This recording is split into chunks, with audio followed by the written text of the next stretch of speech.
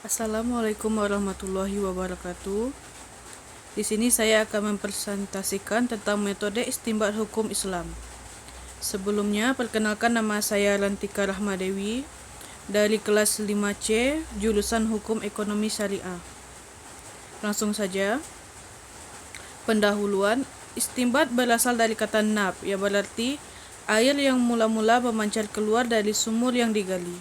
Dengan demikian, menurut bahasa, arti istinbat ialah mengeluarkan sesuatu dari persembunyiannya.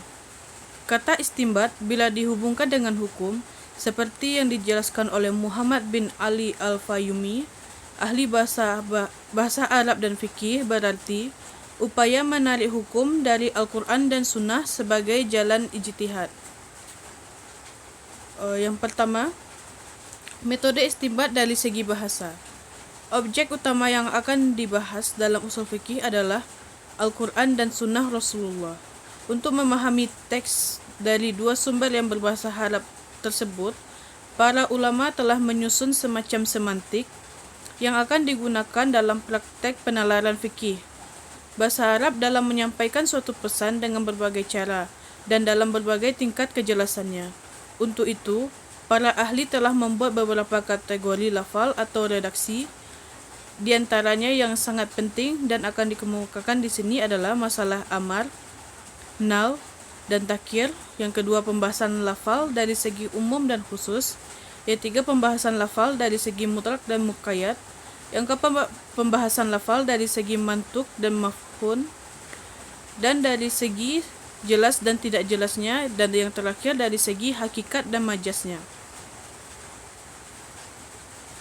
1. Metode amar, nahl, dan takyir.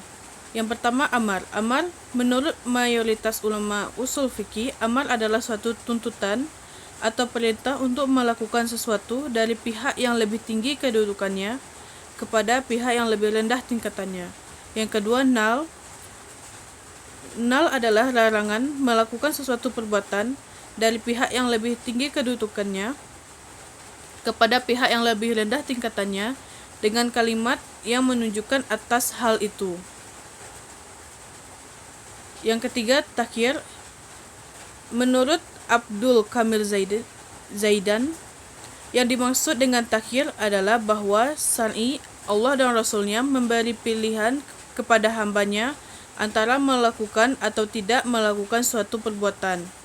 Hukum yang ditunjukkan oleh ayat atau hadis dalam bentuk takyir adalah halal atau mubah, dalam artian tidak berpahala jika dilakukan dan tidak berdosa jika ditinggalkan.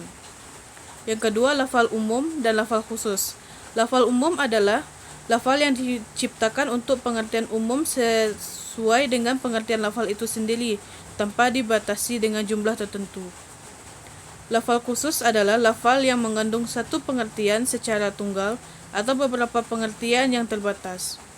Yang ketiga, mutlak dan muqayyad. Secara bahasa, mutlak berarti bebas tanpa ikatan. Adapun secara istilah, mutlak adalah lafal yang menunjukkan suatu satuan tanpa dibatasi secara harfiah dengan suatu ketentuan. Dan secara bahasa, kata muqayyad berarti terikat. Adapun secara istilah, muqayyad adalah lafal yang menunjukkan suatu satuan yang secara lafiziyah dibatasi dengan suatu ketentuan. Yang keempat, mantuk dan mafhum. Mantuk secara bahasa berarti sesuatu yang diucapkan. Adapun menurut istilah usul fikih berarti pengertian harfiah dari suatu lafal yang diucapkan. Mafhum secara bahasa ialah suatu yang dipahami dari suatu teks. Dan menurut istilah adalah pengertian tersirat dari suatu lafal.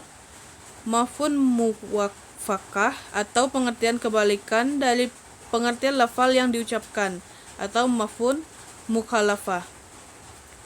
Yang kelima, dari segi jelas dan tidak jelasnya makna. Jumhur ulama usul fikih seperti Dirsan Abdi Sahih membagi lafaz dari segi jelas dan tidak jelasnya kepada tingkatan, yaitu nas, zahir, dan mujmal. Yang keenam, lafal ditinjau dari segi pemakaiannya. Para ulama usul fikih seperti dikemukakan Ali Hasabalah Ahli usul fikih kebanggaan Mesir membagi lafal dari pemakaiannya kepada hakikat dan majaz. Lafal hakikat adalah lafal yang digunakan kepada pengertian aslinya sesuai dengan maksud penciptaannya. Sedangkan majaz adalah penggunaan lafal yang selain pengertian aslinya karena ada hubungannya dengan makna aslinya itu serta ada qarinah yang menunjukkan untuk itu. Yang ketujuh takwil. Kata takwil berasal dari kata dasar al-awu yang menurut bahasa berarti ar-ruju'u ila al-ashal, kembali kepada asal, dan dalam bentuk kata takwil berarti mengembalikan sesuatu kepada asal. Takwil menurut para ulama usul fikih berarti seperti disimpulkan adib sahih, berarti pemalingan suatu lafal dari maknanya yang zahir kepada makna lain yang tidak cepat dapat ditangkap karena ada dalil yang menunjukkan bahwa makna itulah yang dimaksud oleh lafal tersebut. Yang kedua, metode penetapan hukum melalui maqasid syariah. Maqasid syariah berarti tujuan Allah dan Rasulnya dalam memutuskan hukum-hukum Islam. Tujuan itu dapat ditelusuri dalam ayat-ayat Al-Quran dan sunnah Rasulullah sebagai alasan logis bagi rumusan suatu hukum yang berorientasi kepada kemaslahatan umat manusia. Yang ketiga, ta'arud dan tarjih. Ta'arud secara bahasa berarti pertentangan antara dua hal. Adapun menurut istilah seperti dikemukakan Wabah Zuhaili bahwa satu dari dua dalil menghendaki hukum yang berbeda dengan hukum yang dikehendaki oleh dalil yang lain. Yang kedua, tarjih menurut bahasa berarti membuat sesuatu yang cenderung atau mengalahkan. Menurut istilah seperti dikemukakan oleh Al-Baidawi, ahli usul fikih dari kalangan Sa'iyah, adalah menguatkan salah satu dari dua dalil yang zani untuk dapat diamalkan. Syarat melakukan istinbat. Yang pertama, memiliki ilmu pengetahuan yang luas tentang ayat-ayat Al-Quran yang berhubungan dengan masalah hukum. Yang kedua, memiliki pengetahuan yang luas tentang hadis-hadis Nabi Muhammad SAW yang berhubungan dengan masalah hukum. Yang ketiga, menguasai seluruh masalah yang hukumnya telah ditunjukkan oleh ijma, agar dalam menentukan hukum sesuatu tidak bertentangan dengan ijma. Yang keempat, memiliki pengetahuan yang luas tentang qiyas dan dapat mempergunakannya untuk istinbat hukum. Yang kelima, mengetahui ilmu logika agar dapat menghasilkan kesimpulan yang benar tentang hukum dan sanggup mempertanggungjawabkannya.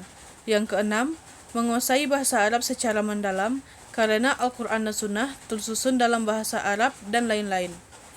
Sekian.